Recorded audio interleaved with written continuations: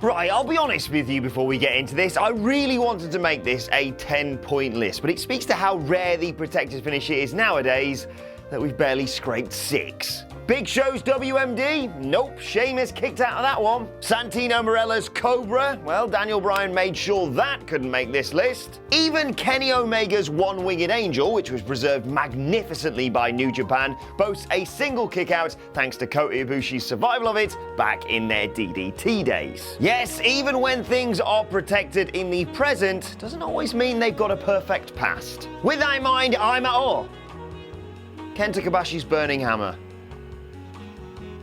With that in mind, and with an honourable mention for Kenta Kobashi's Burning Hammer, I'm Adam Wilborn from What Culture, and these are 6 wrestling finishers that have never been kicked out of. Number 6, the Judas Effect. Chris Jericho's sensational deployment of his deadly spinning back elbow against Hangman Page in the main event of All Out positioned it as genuinely lethal. It was the move that won him the AEW World Championship, and I don't know about you, but that sounds like an excuse to break out a little bit of the bubbly. But if I take you back to his match against Kenny Omega at Double or Nothing, or even just before that, its potency was kind of unknown. Jericho's kind of all over the map promo style over the last couple of years had kind of worked against his attempts to elevate it before the contest. Was he being sarcastic, sardonic, or actually serious about the ludicrous idea of such a move doing damage? It was unknown until he pulled the trigger. Clumsily striking the best bout machine with what could have been the worst new finisher of the year, his follow-up against Page cemented it as the move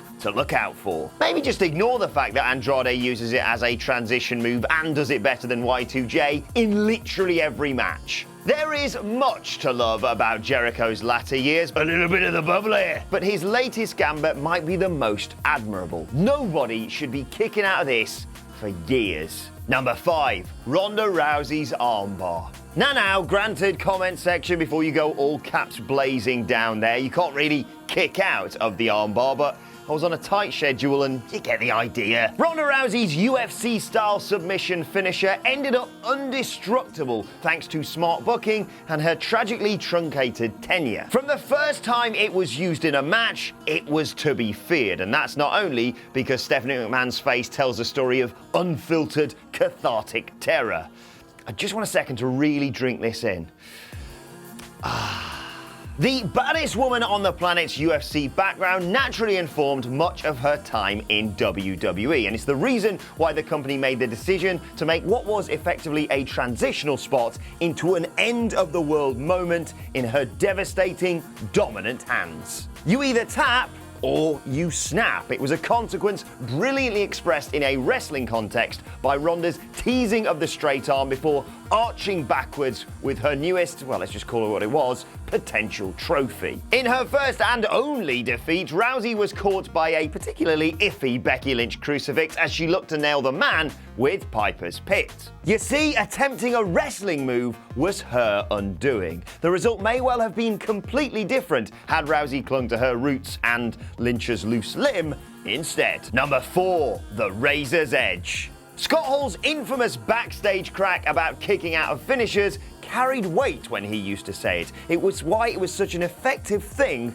to rattle his colleagues with. The Razor's Edge, on the other hand, was a safe decider because, like many finishers at the time, it wasn't appearing unless, well, it was the finish. Confined mostly to squashes of jobbers on television, the big stars used brutalization of local losers to get moves over. It was only coming out on pay-per-view if it would end in victory. Razor was a master of this. For a Click guy, he ate a fairer share of defeats than his friends too, but there was no chance someone was claiming his kill shot as well. Notably selling a bad knee or back, or simply letting guys slip from his grip. If they did hit the deck, that was it. They weren't getting back up. Number 3, the Black Arrow.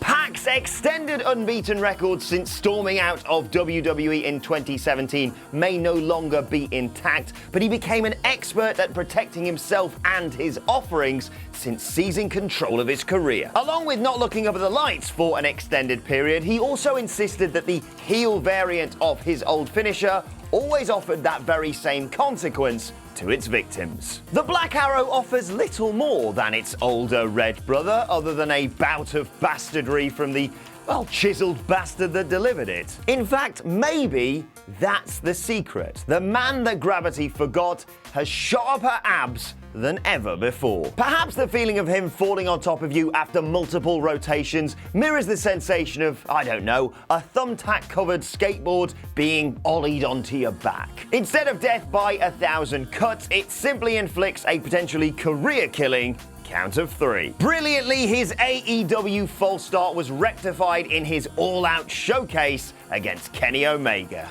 This bastard has plenty of damage left to do. Number 2, the Death Rider. Jon Moxley's fabulous Death Rider finisher has already claimed a whole host of New Japan scalps, but the move has a lot more going on than just head meeting mats with the furious force of a fighter reborn. A spring-loaded spiked variant of his Dirty Deeds DDT, the upgraded finisher was debuted against Juice Robinson after the original was simply not enough to put the then United States champ away. All-new Moxley had an all-new way to win, informed by his patient and powerful WWE escape. Imagine thinking him leaving WWE was a work, eh?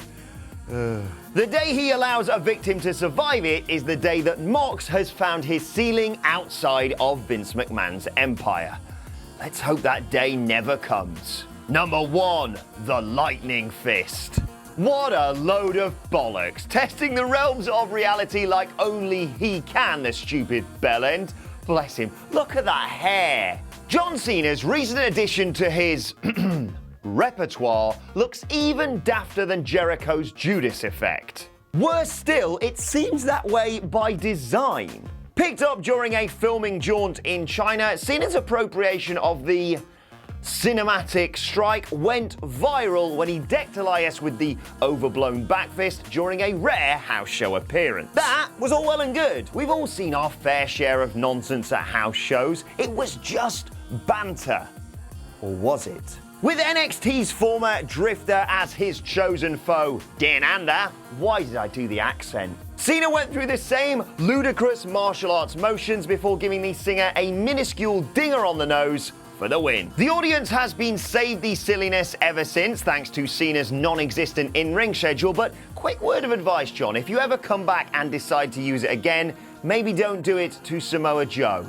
Doesn't sound like he's into it. Wrestling's bloody stupid sometimes, isn't it? And that's our list. Did we miss any out? Let us know in the comment section below, and don't forget to like, share, and subscribe. And subscribe to What Culture Wrestling on either iTunes, Spotify, or wherever you get your podcast from for daily wrestling podcasts too. Thanks for watching. I've been Adam from What Culture, and I'll see you soon.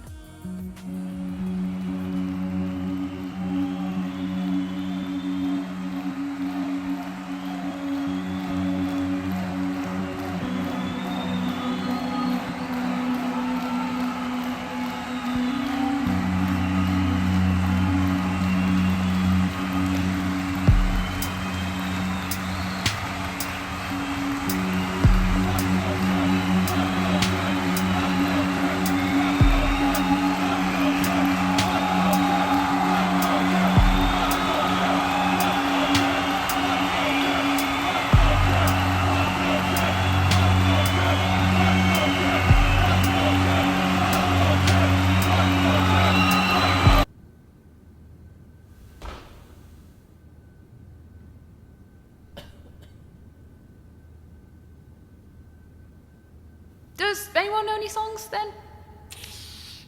No. Really? Clearly knows Wonderwall. Not all of it. How about we do a video channel instead? Yeah. Yeah, right, cool. Yeah. List everyone? List. List. Woo!